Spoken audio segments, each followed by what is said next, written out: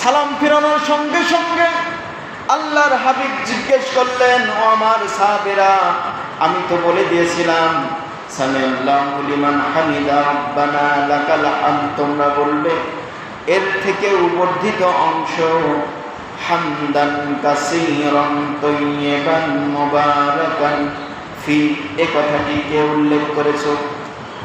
সাহাবী ভয়তে আর কথা বলে না। কি বলে না? সাহাবী মন করছে আমি একটু বেশি পণ্ডিতি করে ফেললাম নাকি, তিনি আর কথা বলছেন না। আল্লাহ রাসূলের সাহাবীরা বর্ধিত করে বলেছেন কিনা? বর্ধিত করে বলেছেন কিনা? সম্মানিত হাজিরিন, তখন সেই সাহাবী রাফা, ওই সাহাবীর নাম হচ্ছে রাফা রাদিয়াল্লাহু তাআলা আনহু, তিনি যখন এই কথাটি বললেন তখন তিনি ভয়তে ভয়তে, ইয়া রাসূলুল্লাহ, ইয়া হাবিবাল্লাহ, আমি বলে ফেলেছি।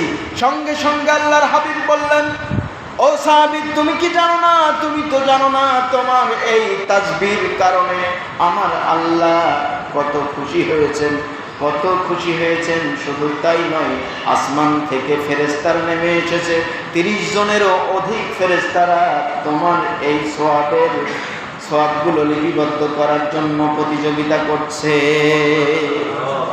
সুবহানাল্লাহ। আজকে বলবেন না, বাড়ি যেয়ে বলবেন।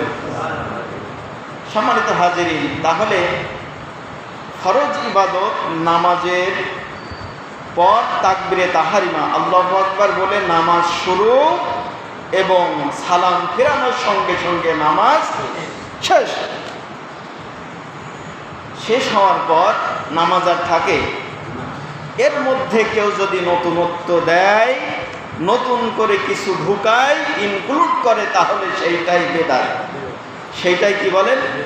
বেদাত। এই বিদআত করলে তার গুনাহ ক্ষমা নাই, আছে নাকি? বিদআত করা যাবে না। করা যাবে? বিদআত কিন্তু একেই বলে।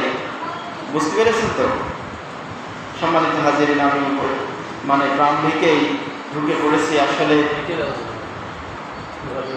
হ্যাঁ, সম্মানিত হাজিরিন, যেহেতু প্রারম্ভিকেই ঢুকে পড়েছি, আসলে সূরা ফাতিহা আমি যেখানে গিয়েছিলাম